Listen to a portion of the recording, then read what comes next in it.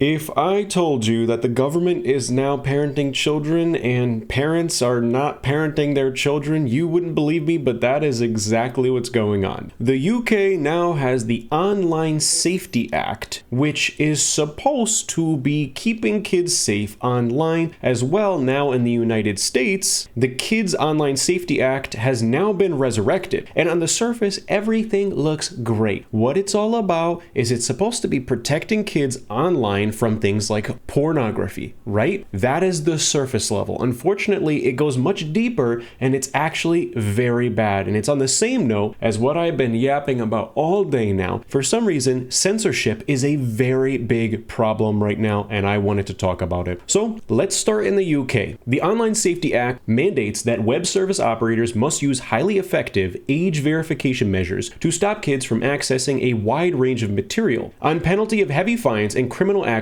against senior managers. It's primarily focused on pornography and content that promotes suicide, self-harm, or eating disorders. But the scope of priority content also includes materials related to bullying, abusive or hateful content, and dangerous stunts or challenges. Now in the UK, all looks great and well until people found out that it can be broken so easily. I guess Reddit and Discord both have this new UK age verification tool, and someone online found out that you can just use the photo mode in Death Stranding to bypass the age verification. I guess Hideo Kojima and his 9,000 camera setup in Kojima Studios is so good that in the game you can actually manipulate Sam's pose, expression, where his eyes go, and the age verification has a photo of you with your mouth closed and then a photo of you with your mouth open, and supposedly you can actually use that to just bypass all this in the first place. I've also been reading that VPN sales are completely through the roof, but all silliness and goofiness aside, there is definitely a big problem with this. Outside the biggest platforms, some sites are entirely inaccessible. Cybersecurity company McAfee reports that more than 6,000 websites that host adult content have already implemented age assurance methods, but others have opted to geo-block their services in the UK. A wide variety of unrelated, innocuous websites have followed suit. That includes forums for owners of EV, Renault vehicles, electronic music production, beaded jewelry patterns, and tech-focused blogs. Many smaller forums simply don't have the resources to support third-party verification systems or risk millions of dollars in fines. Wikipedia has voiced similar concerns over other Online Safety Act rules that could require it to verify its adult contributors, which the Wikimedia Foundation behind Wikipedia says could leave volunteers vulnerable to data breaches, stalking, lawsuits, or even imprisonment by authoritarian regimes. As such, while it's still available for now, the platform is also considering blocking UK users to avoid compliance entirely. The UK communication regulator Ofcom declined to offer an attributed, on-the-record comment about the new age checks to The Verge. In unattributed statements to other outlets, it said it was now assessing compliance to make sure platforms have them in place, and companies that fall short should expect to face enforcement action. UK residents have launched a parliamentary petition in response to the sweeping age verification requirements, urging the UK government to repeal the Online Safety Act and describing it as far broader and restrictive than is necessary in a free society. The petition has attracted more than 350,000 signatures at the time of writing, surpassing the 100,000 signatures needed to force the government to consider holding a debate over the demands. And this is the crux of my concern with all of these kids' online safety acts. It's not just about protecting kids from pornography, which, yes, of course, kids should be protected from bad things online. Yes, 100%. But the problem is that in the United States, the Kid Online Safety Act would not enhance the ability of users to choose where they spend their time.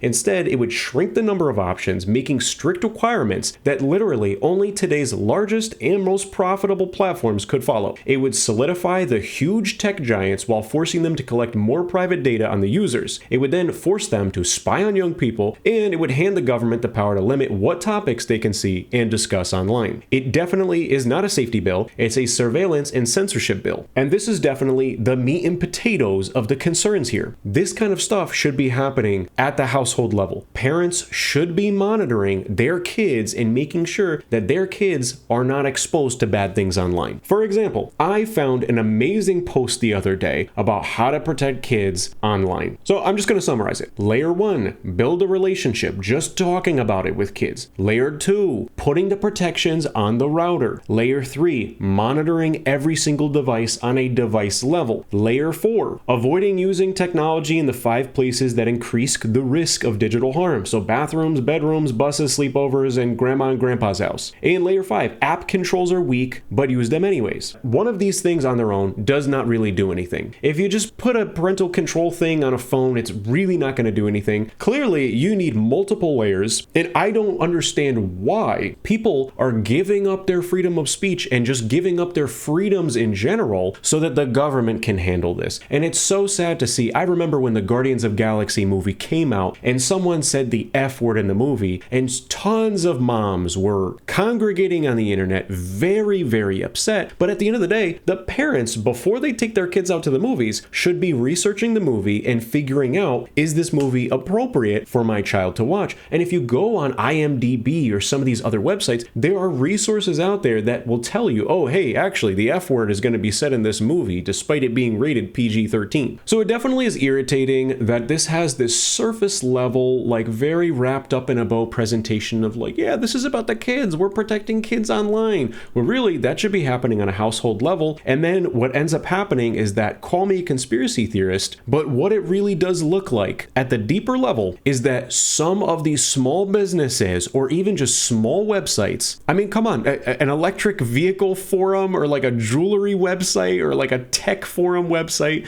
some of these places that are just run by some random person who has no budget or infrastructure, if they are checking for compliance and that single person with their cute little website for a small community is found to be violating even one small thing, they could be held liable for a lot of money in fines. And the big tech corporations of today would be able to face those fines. And what ends up happening is that all of these smaller people are now just saying, nope, we're not going to have our website in the UK. We just can't even risk it. And what ends up happening now is that is literally inadvertent censorship. And considering that in Australia, there was the social media ban, in the UK now there is this age verification thing, but that's what it is on the surface. It's not just about age verification. It is like passively censoring and restricting what websites are going to be available to people in the UK. And now we have the Kids Online Safety Act in the United States that has now been resurrected. And unfortunately, if something like that passes through, any website that is not a huge company that has the financial infrastructure to face some of these fines, they're just going to say, all right, we're just not going to have our website available in the United States. And what does that do? It now restricts information online. All right.